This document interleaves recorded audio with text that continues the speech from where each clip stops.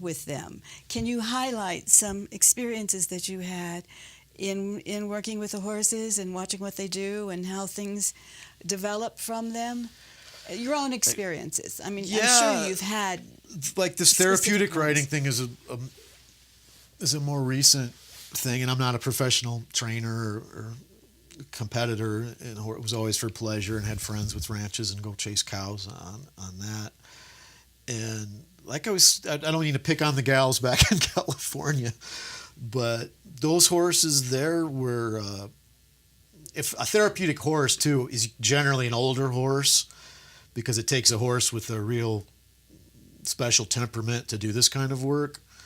Because even though it's not physically challenging, like mostly the most you do is a trot, maybe a little, get some to lope or canter for the English people. But you mostly are just walking, or a fast walk or a trot is the bulk of what you're doing there.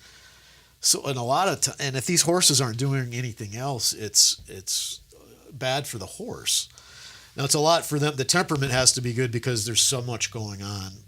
Like I told you before, there's an instructor, there's somebody leading, there's sidewalkers, there's a kid on the horse that may be screaming and kicking. There might be people who aren't very experienced sidewalking, learning and doing something wrong. So the horse has, even though they're not being pushed to the edge physically, I liken it to like you're working in a busy office all day and you've been sitting there all day, so it's not like you ran a marathon, but at the end of the day you're just drained and exhausted because of all the pressure, the phone calls, the this, the that.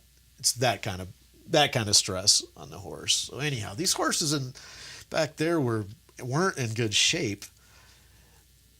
And personal experience, I had the good fortune of most of my life having other people's horses to ride, and they all knew what to do. So I was just a passenger most of the time. I got lucky that way. And these guys, just some of them weren't happy, and they were looking to get rid of them. And all it was, and there's these $1 million trails out there. I say $1 million because the views, you're over the cliffs looking the Pacific Ocean over to Catalina Island. And a lot of these arena people are scared to ride on the trails, and they felt the horses were too old and couldn't do this. But I had my one favorite horse that I own with a friend now that we adopted. Because she got too old. And just one by one, I kept spending time with these horses. Really, they don't really need to be trained because they're on their home stretch of their career.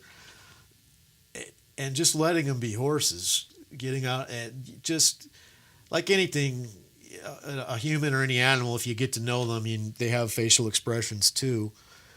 And just by letting the horses get out and riding them, letting them take these trails, getting a little bit sweaty, being one with the horse instead of constantly pulling on them, do this, do that, let them get out and ride and shake it up a little bit. We had this one little Arab that I just thought was mean, but her eyes got bigger, the ears got taller. So I felt connections with these. They were already trained. They didn't need me, but just more like being a friend and thinking what's good for them, and not. A lot of people treat them like puppies and over nutrition them, over rest them, when really a lot of what they need is work. Okay, interesting. I was just curious about that.